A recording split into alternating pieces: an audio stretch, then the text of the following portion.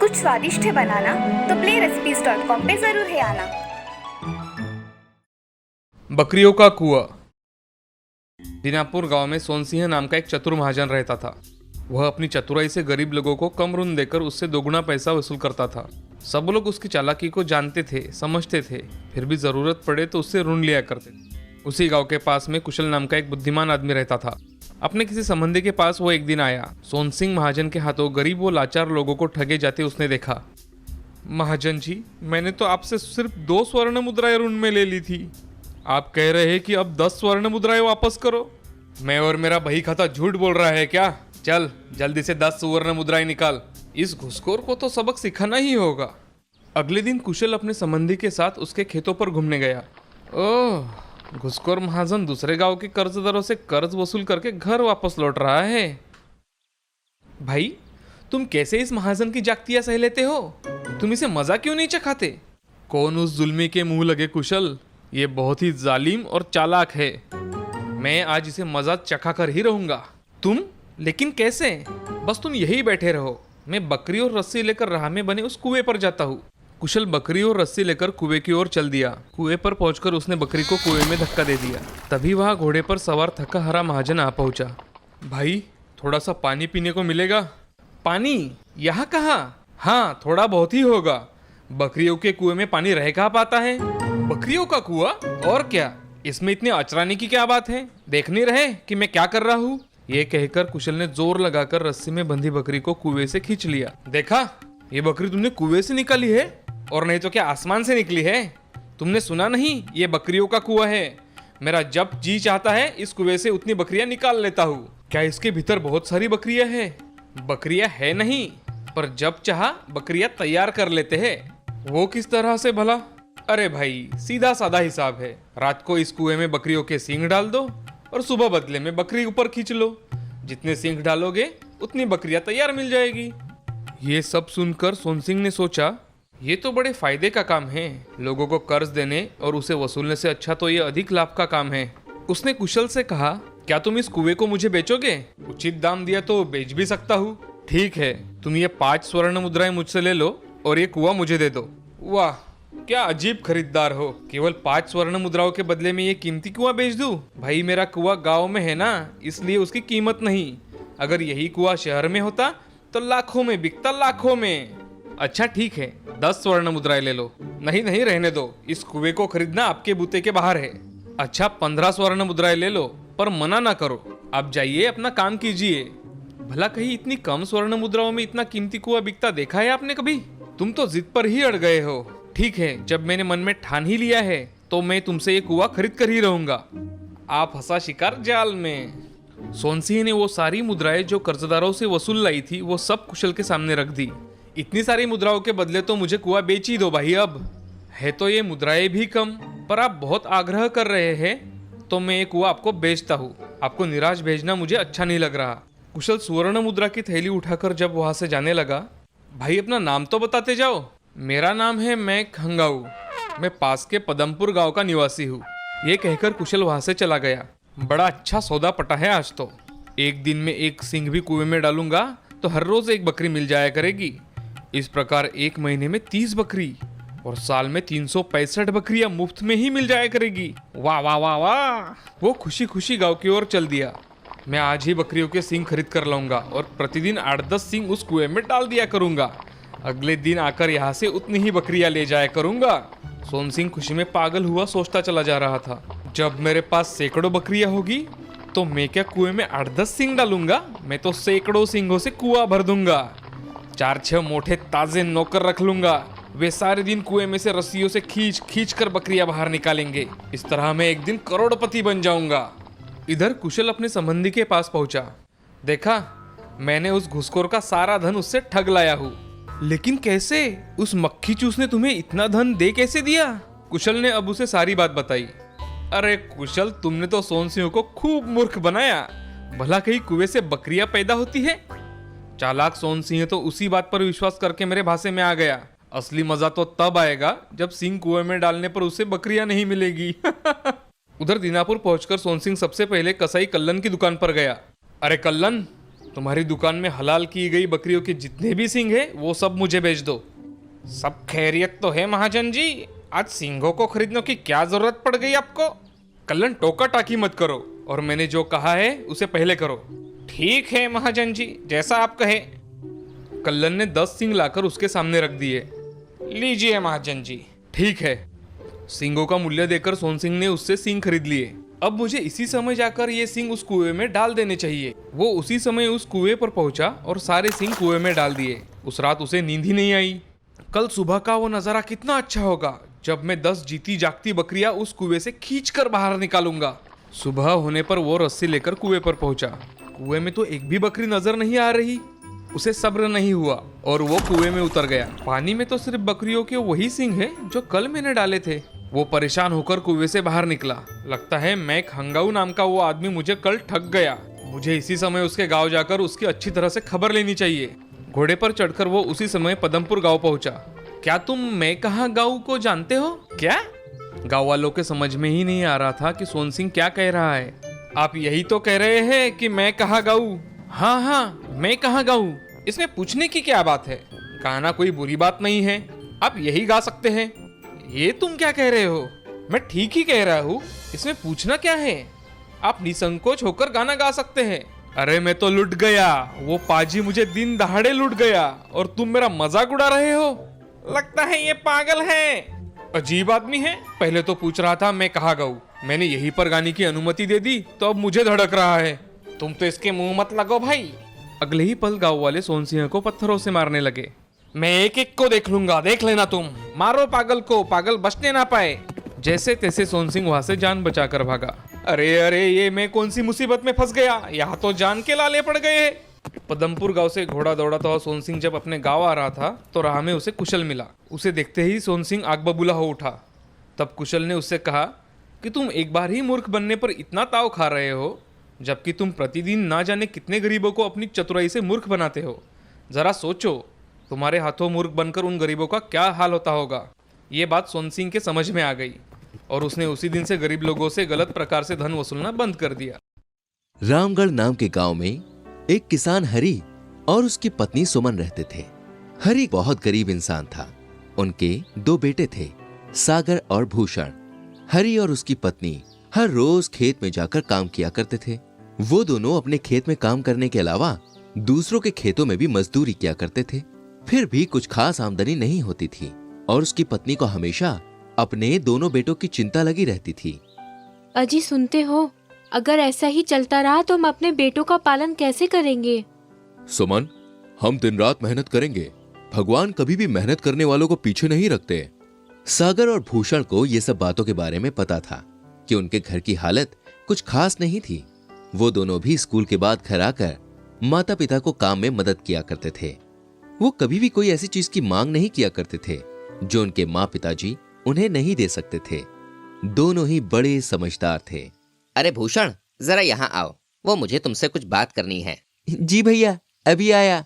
देखो भूषण, माँ और पिताजी खेतों में दिन रात मेहनत करते हैं और दूसरों के खेतों में भी मजदूरी करते हैं, लेकिन इस साल बारिश के कारण फसल अच्छी नहीं आई और अब दिवाली आने वाली है, तो हमें नए कपड़े और ऐसी कोई चीज माँ पिताजी से नहीं मांगनी है जिससे उन्हें दुख हो कि वो हमें हर साल की तरह इस साल भी नहीं दे पाए। हाँ भैया, मैं ऐसा कुछ नहीं बोलूंगा जिससे हमारे माँ पिताजी का दिल दुखे। हरि और सुमन खेत से अपने बैल बंदी लेकर आते हैं। तभी सागर और भूषण आंगन में जाकर बैलों को छोड़कर खूंटे से बांध देते हैं और उनको घास डालते हैं। ये सब देखकर हरि मन ही मन में सोच में पड़ जाता है। उसकी आंखों में पानी आ जाता है। हे भगवान, ये क्या किस्मत है मेरी। इतने प्यारे और समझदार बेटे हैं मेरे, और मैं उन्हें 2 वक्त की रूखी सूखी रोटी के अलावा कुछ भी नहीं दे पा रहा हूँ। इस साल भी मेरे बेटों को बिना नए कपड़ों और मिठाई के बिना रूखी सूखी रोटी के साथ ही दिवाली मनानी पड़ेगी। सुमन ये सब देख रही थी। उसकी भी आंखें भर आईं। उसे पता था कि ये क्या सोच रहे हैं। तभी सुमन आवाज लगाती है। अजी सुनते हो, चलो घर के अंदर। वहाँ खड़े खड़े क्या सोच रहे हो? मैं खाना बनाती हूँ, चलो जल्दी, सब हाथ मुंह धोकर अंदर आओ।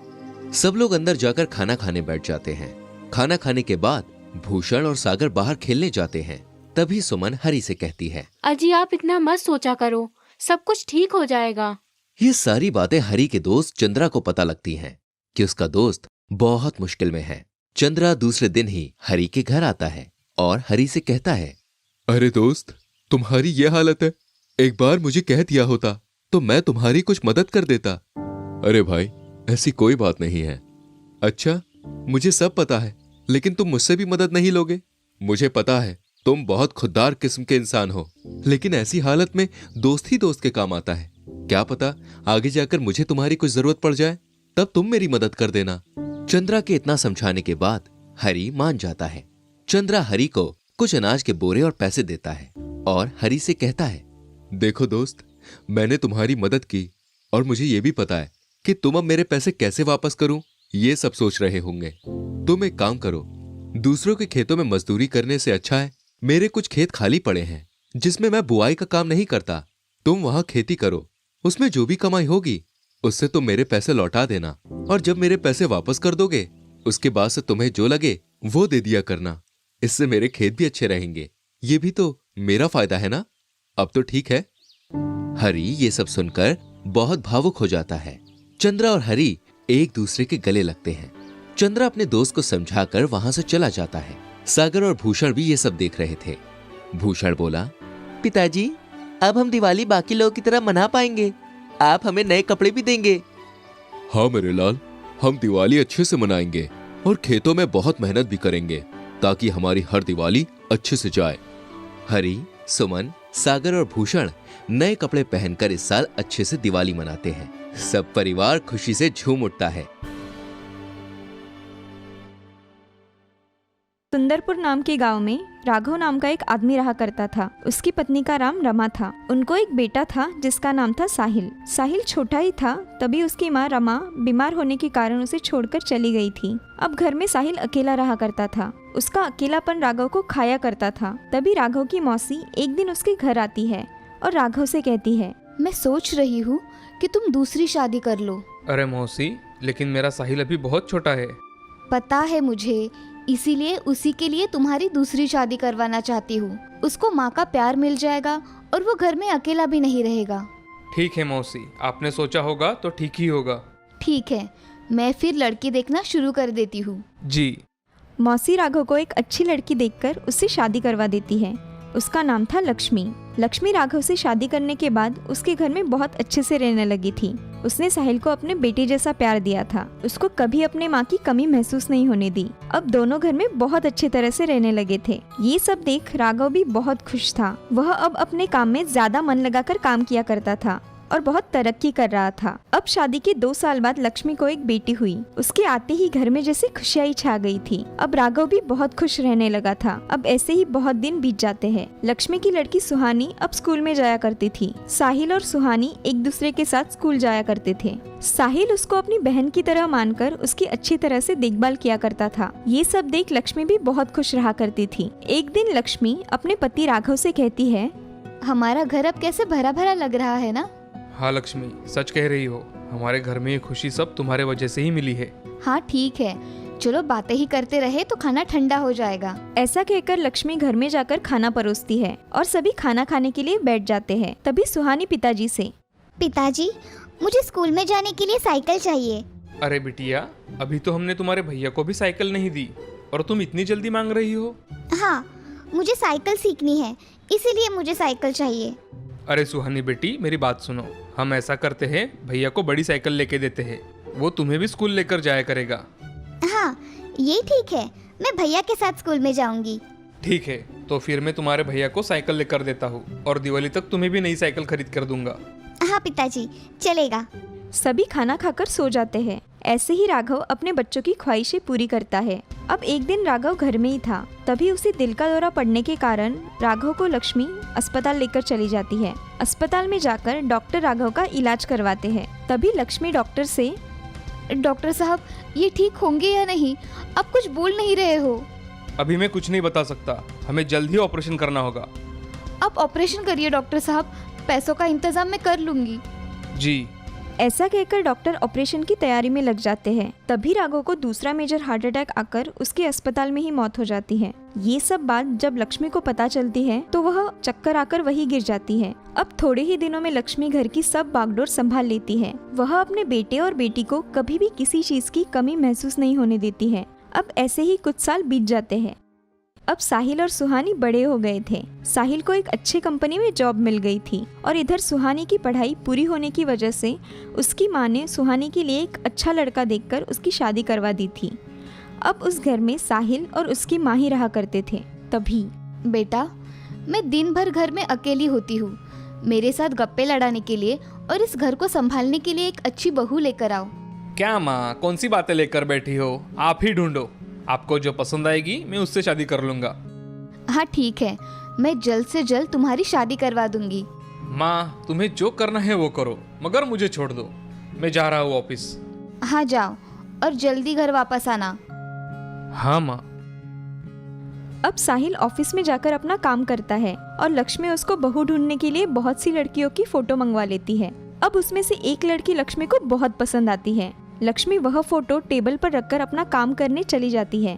तभी शाम के समय साहिल घर पर आता है और टेबल पर लड़की की फोटो देख अपनी माँ से, माँ, ये किसकी फोटो है?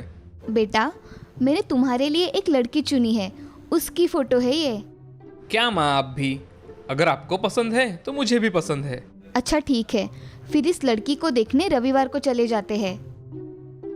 ऐसा कहकर साहिल वहाँ से चला जाता है। अब लक्ष्मी लड़की के माता पिता को फोन करके उनसे इस रविवार को वह मिलने आएंगे ऐसा बता देती है। अब लक्ष्मी और साहिल लड़की देखने चले जाते हैं। लड़की को देख साहिल बहुत खुश हो जाता है। उसे लड़की बहुत पसंद आती है। उस लड़की का नाम था चित्रा। सभी को चित्रा बहुत पसंद आती है। कुछ महीनों में ही साहिल और चित्रा की शादी हो जाती है। साहिल और चित्रा अब खुशी खुशी रहते हैं। तभी उसकी सास लक्ष्मी, अरे बहू, चाय तो ले आना जरा। हाँ माँ जी, आई।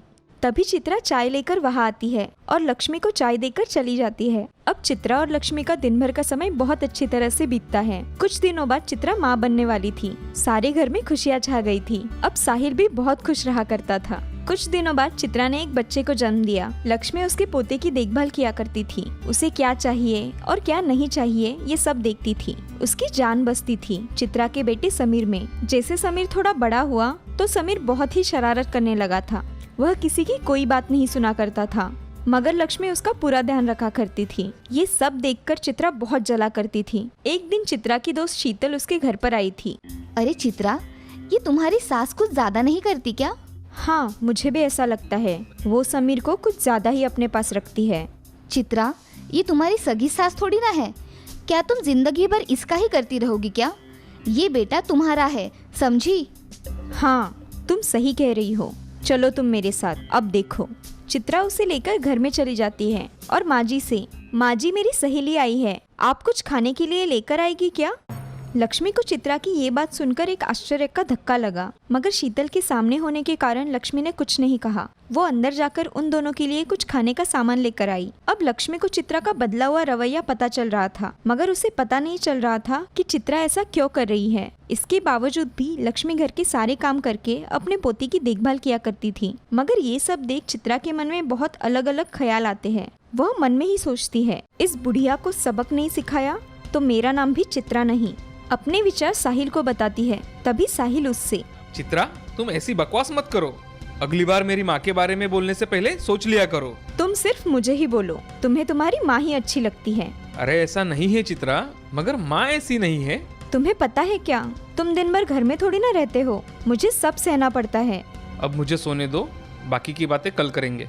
साहिल अब सो जाता है, मगर चित्रा हर रोज साहिल के कानों में उसकी माँ के खिलाफ कुछ न कुछ बातें डालती है। अब साहिल भी चित्रा की बातों में आता है। तभी, मैं सोच रही हूँ कि तुम माँ जी को अनाथाश्रम छोड़कर आओ। हाँ, तुम सही कह रही हो चित्रा। ये हर रोज की बातें अब मुझे बहुत परेशान कर रही है। ये सही फैसला होगा। हाँ, मैं यही सोच रही हूँ। ऐसा कहकर चित्रा वहाँ से चली जाती है। माँ, मुझे तुमसे कुछ बात करनी है। मैं देख रहा हूँ तुम्हारे और चित्रा के बीच बहुत नोकझोंक हो रही है। मुझे लगता है तुम्हें आश्रम में जाना चाहिए। हाँ माँ जी, हम आपको हर महीने मिलने आया करेंगे, आप चिंता मत करो। ये बात सुनकर लक्ष्मी की आंखें भर आती है और वह अपने कमरे में चली जाती है। और यहाँ चित्रा के मन में लड्डू फूट रहे थे। तभी साहिल चित्रा से, चित्रा, मुझे ये सब कुछ बहुत अजीब लग रहा है। कुछ अजीब नहीं है, यही सही है, इससे हमारा भविष्य अच्छा होगा। इधर लक्ष्मी अपने कमरे में आकर रोती हुई सो जाती है। तभी उसके सपने में राघव आता है। लक्ष्मी, मुझे माफ कर दो। तुमने मेरे बेटे को हमेशा सगे बेटे से भी ज्यादा प्यार किया और मेरे बेटे ने ही तुम्हें वृद्धाश्रम भेजने की तैयारी कर दी है। मैं बहुत शर्मिंदा हूँ, मुझे माफ कर दो। आप मुझसे माफ़ी मत मांगिए, आपने कुछ नहीं किया। ऐसा कहकर लक्ष्मी की नींद खुल जाती है। तभी वह आजू बाजू में देखती है तो कोई उसे दिखाई नहीं देता। और उसी समय चित्रा को एक सपना आता है। सपने में, सासू माँ, आप मेरे घर से निकल जाओ। नहीं माँ, तुम दादी को इस घर से नहीं निकाल सकती। अगर तुमने ऐसा किया तो मैं भी तुम्हें तुम्हारे बुढ़ापे में घर से बाहर निकाल दूंगा। नहीं, ऐसा नहीं हो सकता। मेरा समीर मुझे घर से बाहर नहीं निकाल सकता, नहीं। ऐसा कहकर चित्रा चिल्लाते हुए नींद से उठ जाती है। ये सपना देख उसकी आंखें पानी से भर जाती है। चित्रा को उसकी गलती का एहसास होता है। तभी चित्रा लक्ष्मी से, माँ जी, मुझे माफ़ कर दीजिए, मैंने आपके साथ बहुत बुरा बर्ताव किया, मुझे माफ़ कर दीजिए। अरे चित्रा, ऐसी बातें नहीं करते। तुम्हें तुम्हारी गलती का एहसास हो गया है, यही बहुत है मेरे लिए। माँ जी, मैंने साहिल के मन में आपके प्रति बहुत बुरी बातें डाल दी, उसके मन में सौतेलेपन की भावना डाल दी, मुझे माफ़ कर दीजिए। ऐसा कहकर चित्रा जोर जोर से रोने लगती है और लक्ष्मी के गले लगती है। अब ये सब देख साहिल उसके पास आता है। साहिल, मेरे कहने पर तुम माँ जी को आश्रम भेज रहे थे ना, आज मेरे कहने पर माँ जी को हमारे घर में रहने दो। मुझे लग ही रहा था कि कुछ गलत फहमी हो गई है, मगर तुम सुनने के लिए तैयार ही नहीं थी, इसलिए मैं चुप हो गया था। मेरे बच्चों, तुम हमेशा खुश रहो, मुझे और क्या चाहिए।